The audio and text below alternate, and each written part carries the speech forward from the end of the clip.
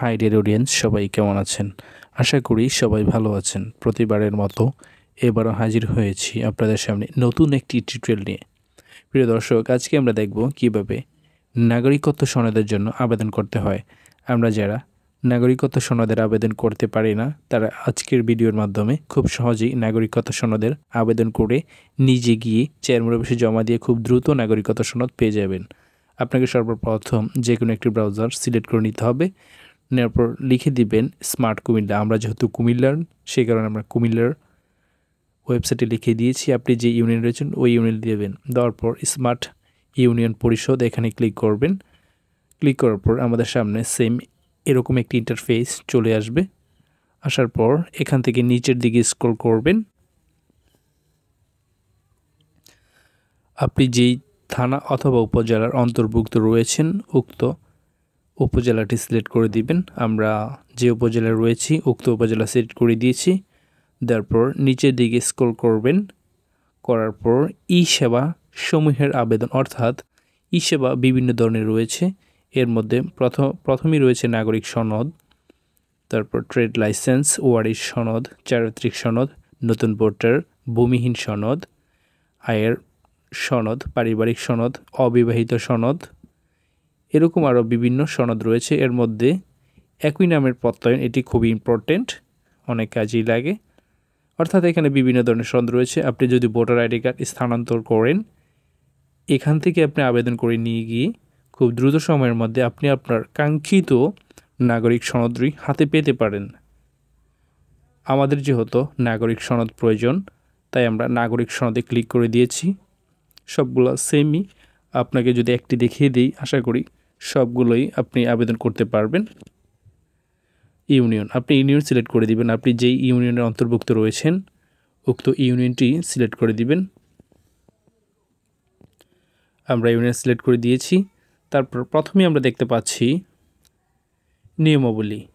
এখানে বলা হয়েছে বাংলায় সার্টিফিকেট নিতে চাইলে শুধু বাংলায় ফিল আপ করবেন। আপনি যদি বাংলা প্লাস ইংলিশ সার্টিফিকেট নিতে চান, সেক্ষেত্রে বাংলা এবং ইংলিশ উভয়ই সিলেক্ট করে দিতে হবে।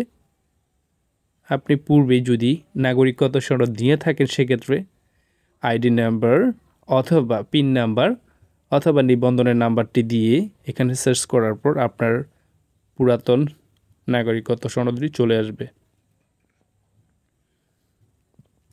আমাদের যেহেতু পূর্বে করা নেই, সেক্ষেত্রে আমরা প্রথমেই আপনি আপনার নামটি বাংলায় সিলেক্ট করে দিতে হবে। এখানে আরেকটা বিষয় হচ্ছে ছবি।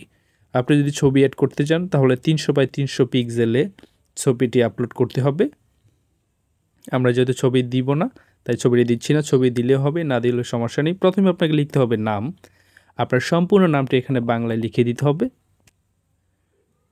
আমরা ফার্স্টে আপনাকে দেখিয়ে দিচ্ছি কি কি রয়েছে।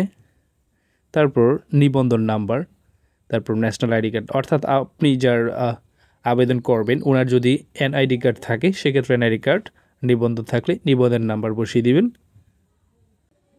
অর্থাৎ যার যেটা থাকবে ওটা বসিয়ে দিবেন। এরপর হচ্ছে জন্ম তারিখ, তারপর পিতার নাম বাংলায়, মাতার নাম বাংলায়, তারপর পেশা, উনি যে পেশায় রয়েছে ওই উক্ত পেশা সিলেক্ট করে দিবেন। শিক্ষাগত যোগ্যতা দেওয়ার দরকার নেই, এটা দেওয়া লাগবে না। তারপর হচ্ছে বাসিন্দা, উনি কি স্থায়ী অস্থায়ী যে ধরনের বাসিন্দা হয়ে থাকে উক্ত বাসিন্দা এখানে সিলেক্ট করে দিবেন। স্থায়ী বাসিন্দা হলে স্থায়ী দিবেন। তারপর ধর্ম, ওনার যে ধর্ম রয়েছে উক্ত ধর্ম এখানে দিয়ে দিবেন। তারপর লিঙ্গ সিলেক্ট করে দিবেন। যদি পুরুষ হয় পুরুষ, মহিলা হলে মহিলা। উনি যেহেতু পুরুষ, সেক্ষেত্রে আমরা পুরুষ দিয়ে দিই, আপনার দেখিয়ে দিচ্ছি। তারপর বৈবাহিক অবস্থা, যদি বিবাহিত হয় সেক্ষেত্রে বিবাহিত, অবিবাহিত হলে অবিবাহিত। এরপরে দেখতে পাচ্ছি আমরা বর্তমান ঠিকানা। ফার্স্ট অফ অল হচ্ছে গ্রাম। আপনি যার আবেদন করতেছেন উক্ত ব্যক্তির গ্রামের নামটা এখানে বাংলায় লিখে দিবেন। আর ইংলিশে চাইলে বাম পাশের ঘরগুলো আপনাকে ফিল আপ করতে হবে। এরপর ওয়ার্ড নাম্বার, আপনি যে ইউনিয়ন রয়েছেন ওই ইউনিয়নের ওয়ার্ড নাম্বারটা দিয়ে দিবেন।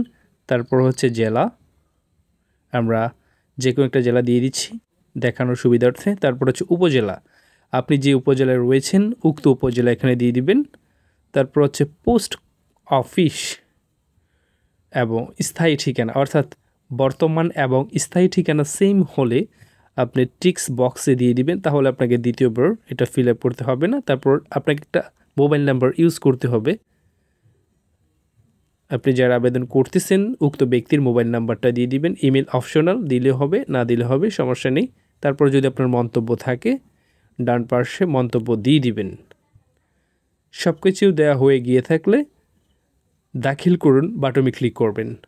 তাহলে প্রিয় দর্শক, আসুন দেখি কিভাবে ফর্মটা ফিল আপ করতে হয়।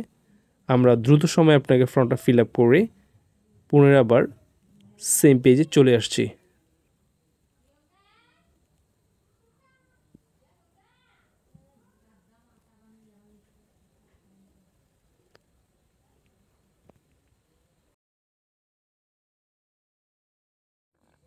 দাখিল করুন বাটনে ক্লিক করার পর আবেদনটি সম্পূর্ণ গৃহীত হয়েছে, ওখান থেকে আবেদনপত্রটি প্রিন্ট করুন বাটনে ক্লিক করে দিবেন। দেওয়ার পর আপনার কাঙ্ক্ষিত আবেদনপত্রটি আপনার সামনে চলে আসবে। এখানে আপনি আবেদনপত্রটি খুব ভালো করে চেক করে নেবেন। আপনি যা লিখেছেন উক্ত অনুসারে কিন্তু আপনার নাগরিকত্ব সনদে চলে আসবে। এখানে কথা হচ্ছে আপনি সত্যায়ন ভেরিফিকেশনের জায়গায় আপনি যে কোনো একজন মেম্বার অথবা কাউন্সিলরের স্বাক্ষর নিয়ে আপনি ইউনিয়ন পরিষদ কিংবা কাউন্সিলর অফিসে আপনার আবেদন কপিটি জমা দিয়ে দিবেন এবং পাশে আবেদন করে স্বাক্ষরটি নিয়ে নেবেন। নেওয়ার পর জমা দিয়ে দিবেন।